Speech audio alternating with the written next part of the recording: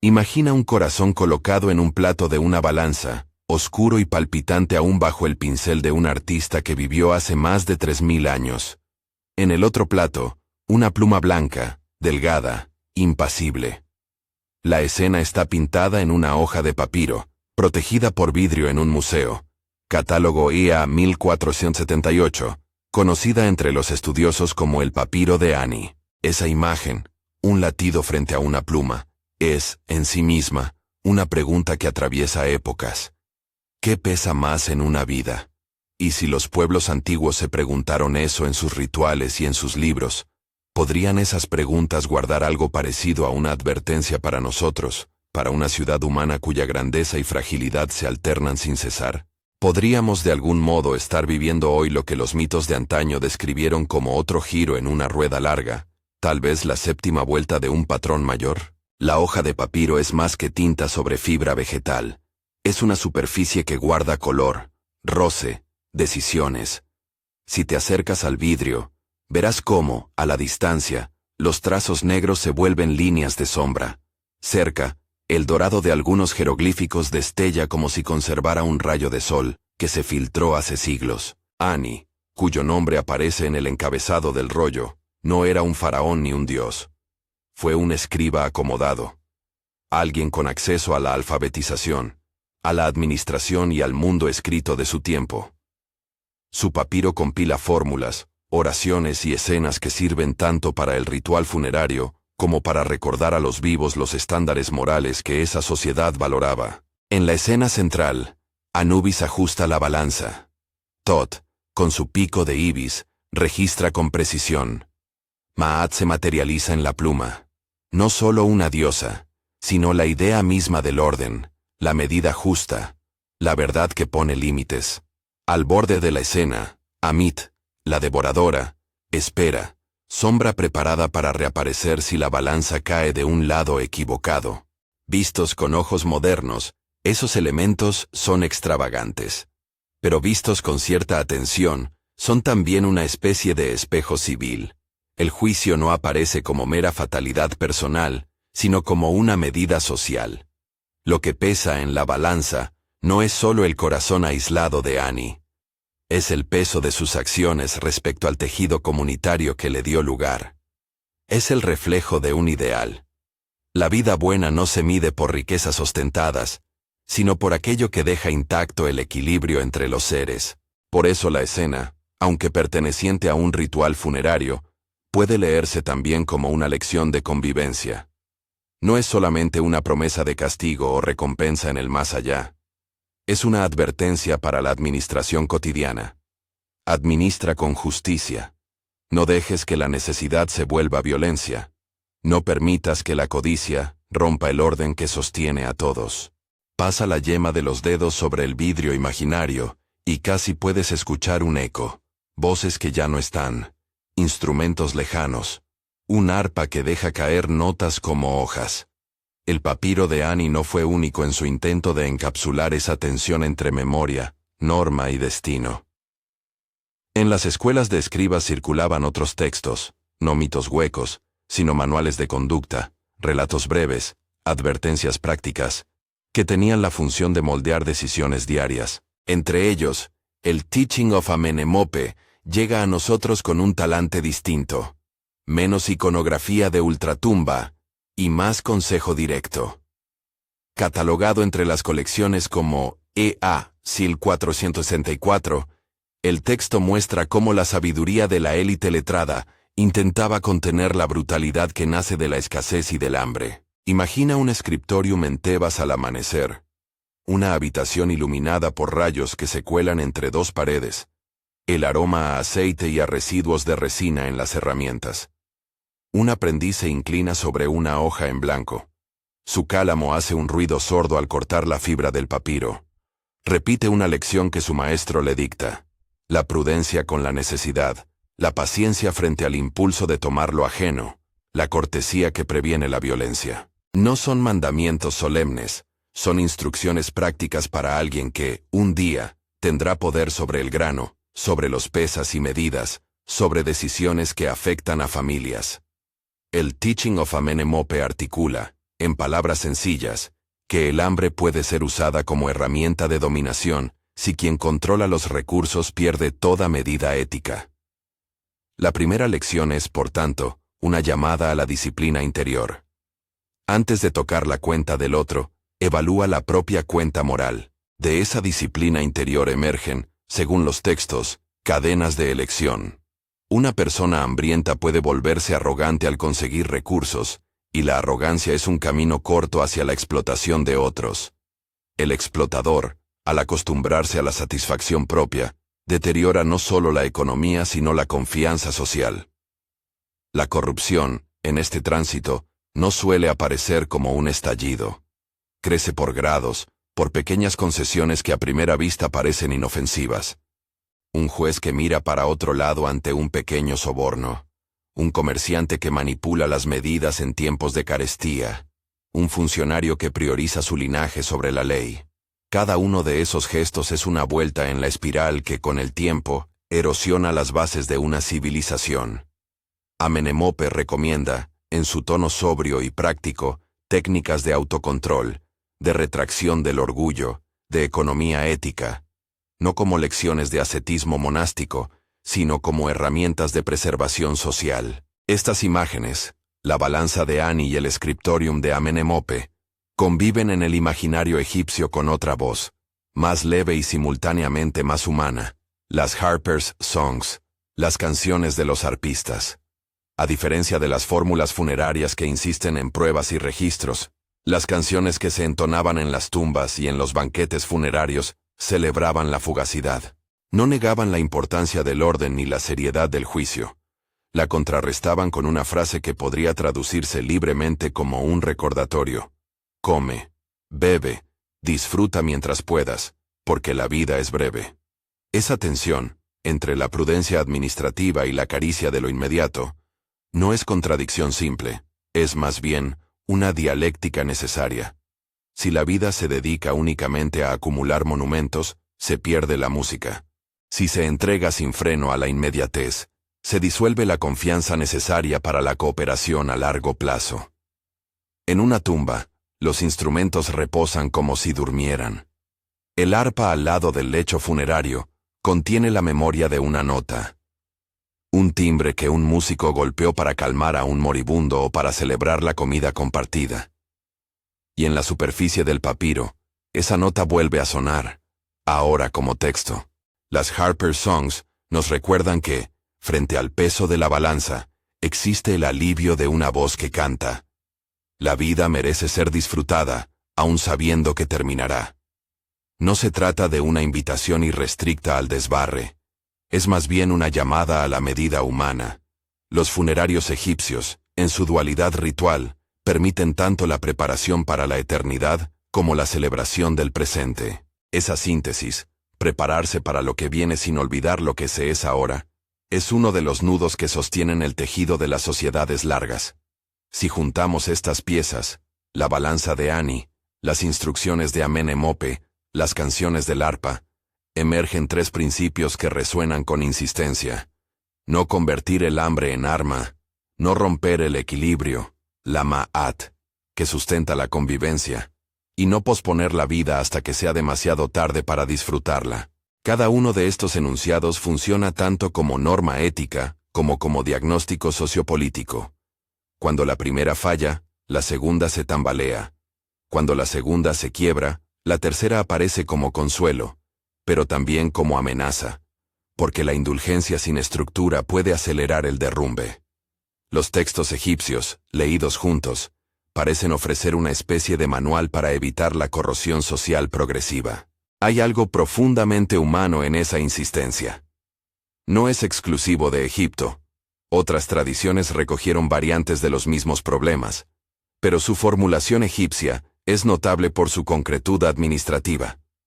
Las preocupaciones no se representan solo como alegorías abstractas, sino como prácticas administrativas, medidas, leyes y costumbres que los funcionarios podían aplicar. Esto importa, porque nos recuerda que los mitos y las normas no son meras fantasías. Son herramientas culturales diseñadas para preservar la estabilidad material y simbólica de una comunidad. Ahora bien, ¿Qué tiene esto que ver con la pregunta del principio? ¿Con la idea sugerente de que podríamos ser la séptima civilización? Es necesario aclarar desde el principio que no hablo de una teoría científica que cuente civilizaciones por capas y números exactos. Hablo, en cambio, de un marco interpretativo. Si los mitos y los textos antiguos repiten ciertos problemas y ofrecen soluciones, y si esos problemas tienden a reaparecer en la historia, entonces, quizá podamos pensar en las civilizaciones como ciclos que, en distintos tiempos y lugares, enfrentan los mismos dilemas. Es posible que la imagen de la séptima civilización sea, en el mejor de los casos, una metáfora que ayuda a comprender patrones, no una estadística verificable. Cuando uno contempla la escena del corazón y la pluma, y luego escucha los consejos de un maestro antiguo y la música de un arpista, empieza a reconocer un patrón. Las sociedades inventan instrumentos morales para salvarse de su propia inclinación a la desigualdad y al abuso. Pero esos instrumentos no son infalibles. Se deterioran, se olvidan, se usan maliciosamente. El hambre que antes exigía solidaridad puede transformarse en mecanismo de dominación por quienes controlan las reservas. La búsqueda del orden puede convertirse en rigidez que asfixia la creatividad. La celebración del presente puede volverse un escape que niega responsabilidades. Si las culturas y las civilizaciones tienden a alternar entre acumulación y redistribución, entre control y apertura, entre solemnidad y alegría, entonces los mitos funcionan como códigos de emergencia. Cómo reconocer el síntoma temprano de la enfermedad social y qué remedios aplicar antes de que sea tarde. No pretendo que los textos egipcios sean oráculos previsores. Lo que sostengo es más modesto. Ofrecen mapas conceptuales sobre la fragilidad humana que siguen siendo útiles. Piensa en la progresión moral que describen los escribas. Una economía que comienza con escasez, emergen agentes que la explotan, las instituciones se corrompen y la sociedad pierde confianza. Esa secuencia no requiere que las culturas compartan calendarios o genealogías, basta con que compartan estructuras básicas de interacción humana. Por eso, cuando leemos esas hojas de papiro, podemos sentir que nos hablan no solo del pasado, sino de futuros posibles. Ese gesto de lectura es, en sí mismo, una forma de diálogo con el tiempo. Tomamos los consejos de quienes enfrentaron el problema de convivir y los ponemos a prueba en nuestro espejo. Sin embargo, hay distancia entre reconocer patrones y declarar que estamos, de hecho, en una vuelta específica de una rueda histórica con nombre propio. Aquí se abre el campo de la especulación responsable. Es legítimo preguntarse si hay ciclos amplios en la historia de las civilizaciones, si existen tendencias que tienden a repetirse. También es legítimo sostener que toda idea que numerara las vueltas necesitaría una evidencia comparativa robusta que hoy no tenemos. Lo valioso de la hipótesis de la séptima civilización no es su numeración precisa, sino su capacidad para hacernos mirar con cuidado los signos del desgaste social, desigualdad creciente, pérdida de instituciones legítimas, narrativas que excusan la codicia, un aumento de la precariedad. Esos son los síntomas que los textos antiguos señalaban con otras palabras. Detrás de las vitrinas y los catálogos, hay además, rostros y pequeñas escenas cotidianas que nos ayudan a comprender cómo se forjaron esos textos. Volvamos por un momento al scriptorium. El aprendiz que copiaba las líneas de Amenemope no lo hacía por devoción abstracta al orden. Lo hacía porque su futuro social dependía de ser competente, porque saber leer y escribir era una llave para la estabilidad y la movilidad. Ese aprendiz, en su ejercicio rutinario, aprendía a pararse contra la tentación de usar la letra como instrumento de opresión, pero también aprendía lo contrario, que quien maneja las palabras y las cuentas puede reescribir la realidad a su favor. Es en ese punto donde las buenas intenciones se vuelven frágiles. La educación puede servir tanto para preservar la equidad como para articular mecanismos de exclusión. Un microrrelato ayuda a entenderlo sin alegorías. Imagina a Jesse, un joven estudiante de escribas con manos manchadas de tinta y una deuda familiar por pagar. Su maestro le enseña las máximas de la prudencia. No manipules las cuentas, le dice. Pero la comunidad local sufre hambruna. Jesse, presionado, se ve tentado a alterar medidas en el almacén para favorecer a su propia familia. Un día, una pequeña manipulación pasa inadvertida, luego otra. Al principio, Jesse lo justifica. Es por mi hermano, no por mí. Con el tiempo, sin embargo, la repetición le adormece la conciencia. Lo que comenzó como un gesto de compasión se convierte en práctica normalizada, que, multiplicada, erosiona la confianza en la administración. La historia de Jesse no está tomada de un registro. Es una reconstrucción plausible de cómo decisiones pequeñas y humanas, bajo presión, generan corrosión social. Amenemope, en su voz, habría aconsejado la moderación, la disciplina, la red de apoyos que evite que la necesidad individual se transforme en abuso. Mientras tanto, en la corte o en el patio del templo, el arpa sigue resonando. En los banquetes funerarios, el canto de los Harper recordaba que la vida exige celebración, el pan compartido, la cerveza, la música como remedio contra la desolación. Para quienes organizaban esos banquetes, la música no era mera frivolidad, era una manera de restituir humanidad a quienes se acercaban al final. El contraste entre el scriptorium y la tumba no es accidental. La cultura egipcia sostenía simultáneamente el deber administrativo y la necesidad estética. Esa bipolaridad es instructiva. Una sociedad que solo administra sin cantar pierde la capacidad de imaginar la vida buena. Una sociedad que solo canta sin administrar pierde la posibilidad de sostenerla. Cuando ponemos todas esas piezas juntas, aparece otra imagen, la de un tejido con hebras desiguales. Las hebras de la justicia, de la disciplina personal y del gozo comunitario se entrelazan. Cuando algunas se rompen, la estructura entera se deforma. En ese sentido, leer a Ani, a Amenemope y a los arpistas es hacerlo en clave preventiva. Nos dicen dónde mirar, qué reparar primero, qué prácticas preservar, si la intención es evitar el desgaste social que lleva, inexorablemente, al colapso de formas de vida establecidas. Pero volvemos a la prudencia. Todo este ejercicio es especulativo en la medida en que cruzamos el umbral entre lo que los textos plantearon y lo que nosotros inferimos hoy. La hipótesis de la séptima civilización funciona como un espejo interpretativo. Nos fuerza a preguntarnos si los síntomas que describieron los antiguos están presentes en nuestro tiempo, y si, de ser así, ¿qué usos podemos hacer de esos consejos? No sugiere que los egipcios conocieran algún calendario cósmico, ni que pronosticasen nuestra era con precisión. Sugiere que los mecanismos humanos de decadencia son recurrentes y que las culturas desarrollan, con formas diversas, estrategias para contenerlos. La cuestión entonces se vuelve práctica y moral. Si reconocemos en nuestra época signos similares, desigualdades crecientes, instituciones que pierden legitimidad, discursos que naturalizan la codicia, ¿qué hacemos con esa observación? Antes de seguir, una breve invitación. Si esta exploración te interesa, y quieres que profundicemos en los detalles de los textos y en otras voces que tejieron este pensamiento, dale like y suscríbete. Cuéntame en los comentarios desde dónde me escuchas. La historia de estas hojas de papiro cobra sentido en comunidad, cuando la leemos juntos y la ponemos a prueba contra nuestras propias circunstancias. Volvamos a las imágenes. Al cruzar la sala del museo hacia otra vitrina, podrías encontrar fragmentos que pertenecen a otro conjunto. Los versos de los Harper, las anotaciones marginales en papiros educativos, listas de medidas agrícolas. Es fácil perderse en la variedad de materiales, pero la sensación dominante es la de un esfuerzo sistemático por entender la sostenibilidad social.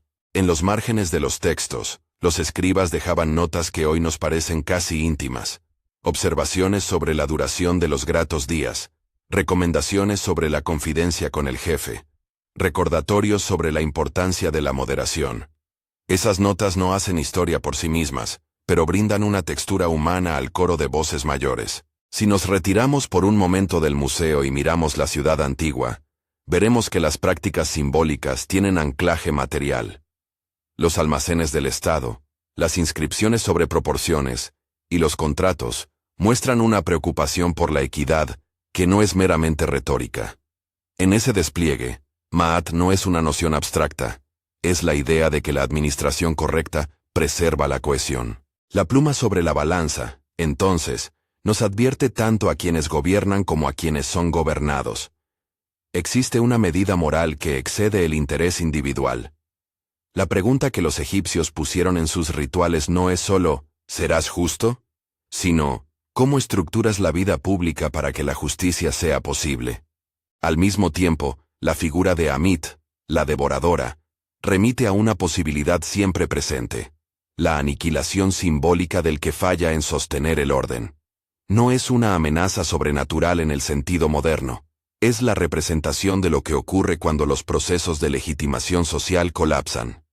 En otras tradiciones, esa función puede ser atribuida al castigo divino, a la pobreza material o al ostracismo institucional. En Egipto, la iconografía hace visible el riesgo.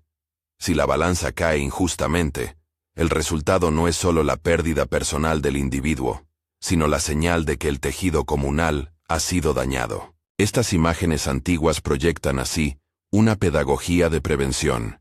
No es la única, ni es universal. Cada sociedad inventa sus propios instrumentos, pero el poder de estos textos radica en su capacidad para articular, con belleza y precisión, problemas que siguen siendo actuales. Y es en esa persistencia donde nace la sugerencia provocadora de nuestro título. Si a lo largo de la historia cultural humana aparecen ciclos similares, ¿qué diferencia hay entre decir que vivimos una repetición y sostener que estamos experimentando una vuelta numerada de una rueda? La diferencia es grande en términos de certeza, pero pequeña en términos de urgencia. Reconocer patrones nos obliga a intervenir. Enumerarlos es un lujo intelectual que no decide la acción. Llegados a este punto, el relato puede bifurcarse en varias direcciones. Podríamos profundizar en el diálogo entre las prácticas administrativas y las musicales. Podríamos compararlo con secuencias análogas en Mesopotamia o en la tradición hebrea, o podríamos intentar trazar, con todas las reservas metodológicas, qué comportamientos contemporáneos se aproximan más a los síntomas que los textos antiguos describen. Cada una de estas rutas exige calma y precisión. Por ahora, y antes de avanzar hacia la música funeraria y su contraste con los incentivos institucionales, conviene detenerse en una imagen: la de Anubis ajustando la balanza, Tot anotando en silencio, la pluma de Ma'at apenas temblando en su soporte. Es una escena de medida, y la medida, en tanto práctica humana, nos define más de lo que creemos. En la medida en que podamos reparar las pequeñas vulneraciones del tejido social, podríamos retrasar o evitar el tipo de erosión que llevaron a algunas sociedades a transformarse profundamente, a veces de formas irreversibles. El siguiente paso, entonces, es escuchar a los Harper con mayor atención. Sus canciones, lejos de ser un mero contrapunto lúdico, forman parte de una respuesta cultural al problema del desgaste. Allí, en los versos que celebran una copa compartida y la satisfacción simple del pan, hay una sabiduría práctica, el reconocimiento de límites, el cultivo del afecto y la creación de rituales que reparan. Si la administración previene el abuso, la música y la comida restauran la confianza. Juntas, ambas esferas, la normativa y la festiva, componen una medicina social. Pero hay un peligro. Si la celebración se vuelve evasión, si la administración se vuelve represión, la medicina se convierte en veneno. Esa tensión es la que nos acompañará en lo que sigue. Escucha ahora la música que se quedó flotando entre las estanterías de piedra, un arpista que afina las cuerdas con dedos gastados, una voz que se desprende leve, como si hubiera aprendido a decir lo esencial con pocas sílabas. Imagínalo apoyado en la sombra de una columna, mirando hacia el banquete, y piensa en la ternura contenida de aquellas canciones. No eran meramente entretenimiento, eran un modo de nombrar la vida en presente, una invocación para que la comunidad no cediera a la rutina de postergar lo que la hacía humana. En las Harper's Songs hay versos que susurran: Recuerda el pan compartido, valora la cerveza que humedece la garganta. Ríe con tus compañeros antes de que el día se cierre. Esa insistencia en el presente no está en guerra con Maat, más bien la complementa. Donde la balanza establece el marco, la canción lo sostiene con calor humano. Ahora acércate a la escena del banquete.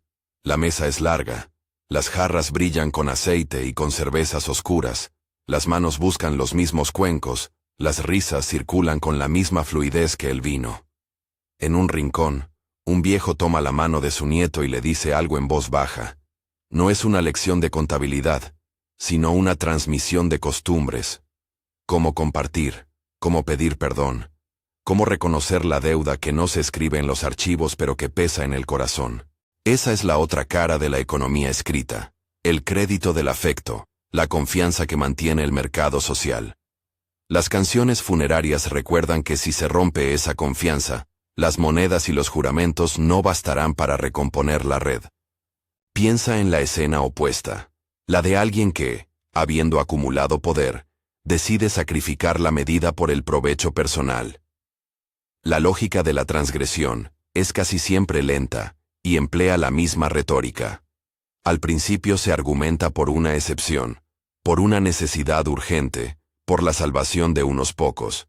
Luego, el hábito de la excepción se naturaliza. Los textos de Amenemope, leídos con atención, describen ese proceso en términos morales y prácticos. Aconsejan prudencia, enseñan a desactivar la provocación del primer acto injusto que se disfraza de compasión. Ese pequeño acto se convierte en hábito, el hábito en norma no escrita, la norma en práctica institucional.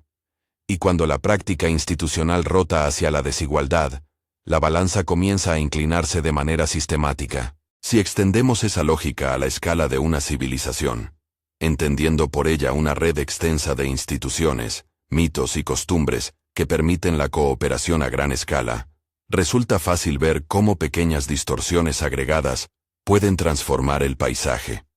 Unos pocos comerciantes que manipulan pesos, un par de escribas que falsifican registros, autoridades que favorecen a su clientela. Cada gesto suma. La memoria colectiva, que alguna vez fue el cemento de la confianza, se vuelve frágil. Entonces aparecen narrativas que justifican el nuevo orden. Se naturaliza la desigualdad, se inventan enemigos y se externalizan las causas de la precariedad. Los símbolos de Maat se vacían de su fuerza normativa y se convierten en formalidades. Esta progresión es lo que los escribas antiguos parecían temer, y también lo que, de modo repetido, las sociedades han tenido que aprender a frenar. En la sala del museo, frente a esas hojas de papiro, surge una tentación interpretativa. Proyectar sobre el pasado los miedos del presente. Es un acceso comprensible. Los textos resuenan con las preguntas que hoy nos inquietan. Pero debemos recordar la distancia. Por eso, al hablar de ciclos o de la posibilidad de ser la séptima civilización, lo que ofrecemos es más bien una lectura heurística, una manera de pensar en patrones que se repiten más que en cuentas cronológicas, que se fijan con exactitud. La metáfora de la rueda y la numeración de sus vueltas sirven para ordenar la imaginación, para dar un sentido narrativo a lo que, de otro modo, queda como sucesión caótica de eventos. Imaginar que nuestra época podría ocupar una vuelta particular de esa rueda exige reflexión. ¿Qué señales buscaríamos? Entre las más claras, las que vuelven en los textos antiguos, aparecen erosión de los mecanismos de confianza, ampliación de la desigualdad, delegitimación de las instituciones encargadas de mantener la justicia, y una crisis cultural que sustituye el deber cívico por la satisfacción inmediata. Si esas condiciones se cumplen de manera sostenida en nuestro tiempo, sería razonable reconocer un paralelismo, pero el paralelismo no demuestra la misma causalidad ni permite numerar las vueltas como si siguieran un calendario inmemorial. Por lo tanto, la hipótesis sirve como mapa de diagnóstico más que como certeza cuantificable. Volvamos por un momento a Jesse, el aprendiz. Su historia mínima contenía la semilla de un proceso mucho mayor. Si muchos ESIs actúan bajo presión de manera similar, con pequeñas transgresiones, Y si las instituciones no tienen mecanismos eficaces para detectar y corregir esos desvíos, la suma de actos CEPLA se convierte en norma. A escala social, esa acumulación puede traducirse en déficits de legitimidad. Cuando las instituciones pierden legitimidad, la confianza interpersonal disminuye, y con ella la capacidad de coordinación colectiva, que sostiene la vida urbana, las infraestructuras, la seguridad alimentaria y el tejido cultural.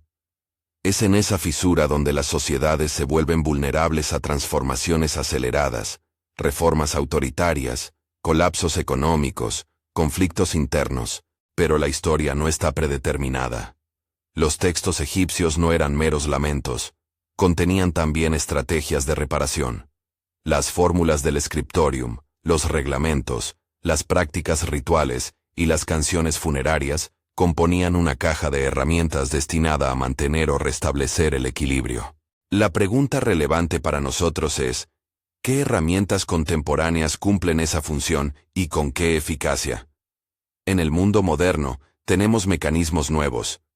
La prensa libre, la fiscalización ciudadana, sistemas judiciales, organismos de control, tecnología que permite trazabilidad. Pero esos instrumentos también pueden fallar, ser cooptados o desvirtuados. La analogía con el papiro de Ani y Amenemope nos recuerda que la eficacia de las instituciones depende, en última instancia, de la cultura que las sostiene. Las culturas se transforman, a veces sin que se note a simple vista. Un cambio en el lenguaje público, una nueva estética del poder, la pérdida de ritos de paso. Todo esto erosiona lentamente la adhesión a normas cívicas. En este sentido, las Harper's Songs nos invitan a pensar en la reparación cultural, la música, los rituales de comunidad, los espacios de encuentro, las formas de solidaridad cotidiana. La música no sustituye a la ley, pero sin ella la ley se enfría. Y sin ley, la música pierde su terreno. El equilibrio es sutil, y como sugiere Maat, exige prácticas tan variadas como la justeza en los pesos y la ternura en los gestos. Si aceptamos la hipótesis de patrones recurrentes, la pregunta siguiente es práctica. ¿Qué se puede hacer para interrumpir la progresión que conduce al desgaste civilizatorio? Los textos antiguos, por su concreción, ofrecen pistas que resultan sorprendentemente aplicables. Primero, fortalecer la transparencia en las cuentas públicas y privadas. Segundo, cultivar la disciplina interior en quienes ejercen autoridad culturalmente afinada a la ética. Tercero, preservar espacios de convivialidad que recuerden a las personas su interdependencia.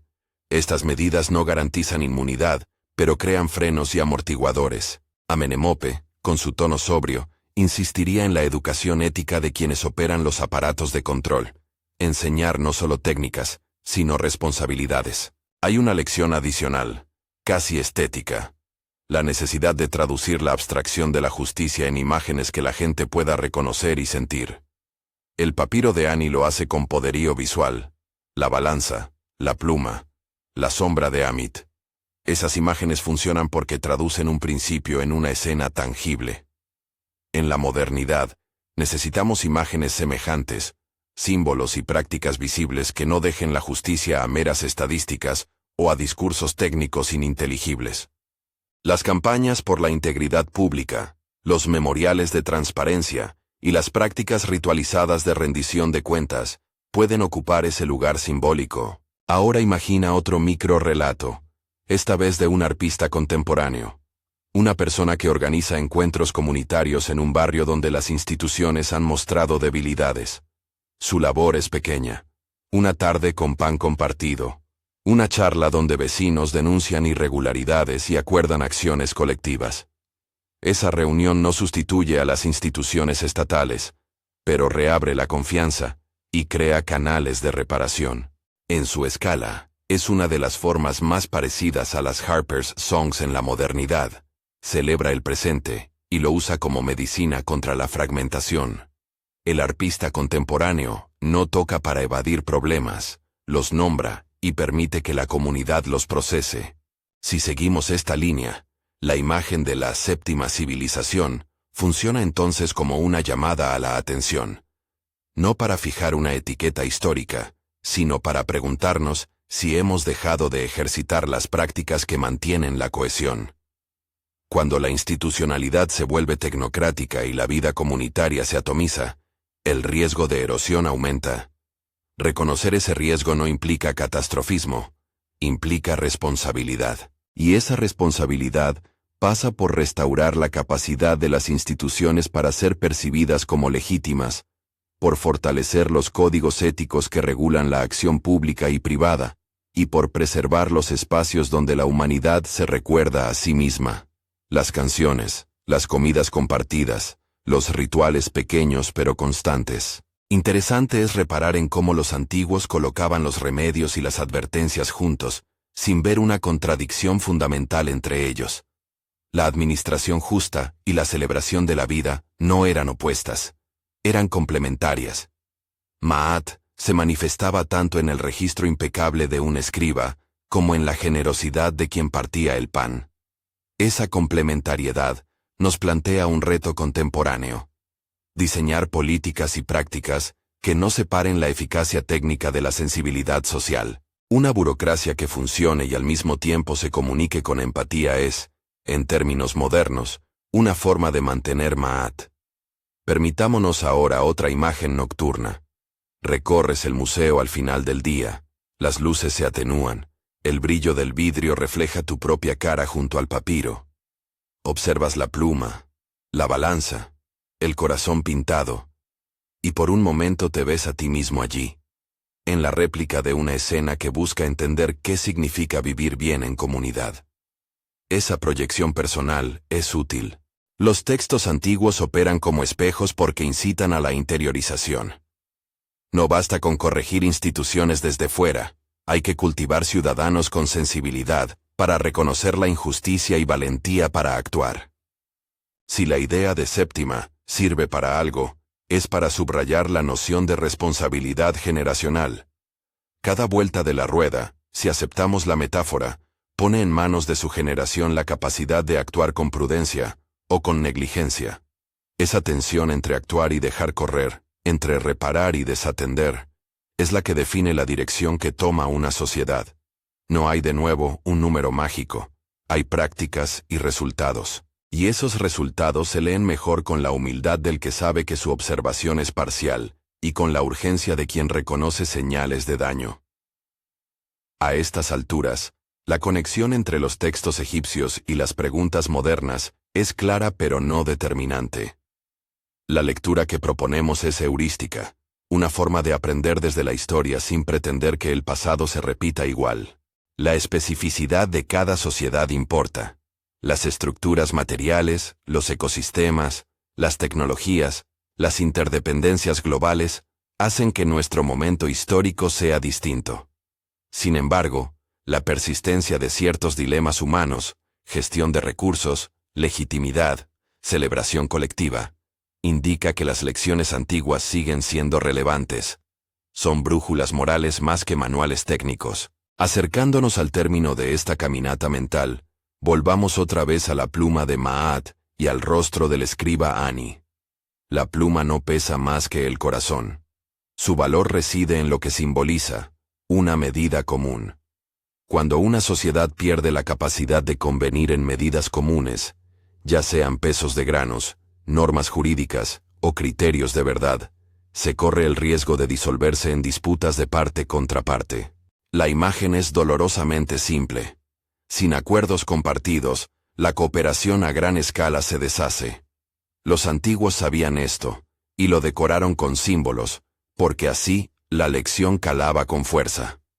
Nosotros, con nuestras estadísticas y debates, necesitamos formas igualmente potentes de recordarlo. La hipótesis de la séptima civilización, en última instancia, nos coloca frente a una decisión práctica. Leer para aprender o leer para confirmar miedos. Si la usamos como espejo crítico, nos obliga a reparar. Si la usamos como excusa narrativa para el fatalismo, nos paraliza. Los textos de Ani, Amenemope y los Harper's Songs nos ofrecen una guía clara. La prevención es tanto moral como técnica. La restauración exige medidas administrativas y rituales de restitución del tejido social. La celebración del presente es necesaria para sostener la voluntad de construir el futuro. Mientras te acomodas, quizá con la luz reducida y la mente lista para dejarse llevar por el sueño, imagina una mesa donde se juntan personas de distintas generaciones. En esa mesa hay un escriba que anota medidas, un arpista que afina su instrumento y una anciana que recuerda las reglas no escritas. Juntos discuten cómo repartir el grano, cómo reparar una injusticia menor, cómo celebrar la cosecha. No es una escena grandiosa, es una escena común, y es precisamente por su cotidianeidad la que más capacidad tiene para sostener una civilización. La pluma en la balanza no es un veredicto inapelable, es una llamada. Te llama a preguntarte qué pesa tu vida, tus logros individuales, tus actos en favor del otro, la marca que dejas en la confianza de tu comunidad. Si cierras los ojos por un momento, puedes sentir el murmullo lejano de un arpa que insiste en una nota. No postergues lo que te hace humano. Esa nota, repetida en los banquetes, en las escuelas de escribas y en las oraciones del muerto, es una insistencia que cruza milenios. No sabemos si vivimos la séptima vuelta de una rueda imaginaria. Lo que sí podemos afirmar con calma es que las preguntas que inspiraron a los antiguos siguen siendo nuestras. Y que, en la medida en que prestamos atención, podemos escoger reparar antes de que la corrosión sea irreversible. La historia, leída con humildad, no predice. Nos enseña a diagnosticar y nos ofrece remedios antiguos que, reinterpretados con prudencia, siguen siendo útiles. Si te quedas ahora con una última imagen, que sea la de la balanza bajo la luz dorada del museo, la pluma que no pesa más que el latido de una vida, y la música de un arpista que acompaña cada gesto humano, que la pregunta del título, ¿somos la séptima civilización?, permanezca como una invitación a mirar, no como una sentencia. Permite que esa pregunta te lleve a considerar qué medidas, qué actos de cuidado, y qué pequeñas reparaciones puedes realizar en tu entorno para que la balanza no se incline con injusticia. Si este paseo entre papiros, cantos y enseñanzas te resonó, suscríbete para que podamos continuar recorriendo juntos otras hojas de la historia, y si quieres, escucha la playlist que acompaña estas voces para dormir. Comparte este video con alguien que valore historias lentas y preguntas profundas. Dime en los comentarios desde dónde lo escuchas. Tu voz es también una forma de memoria. Buen descanso.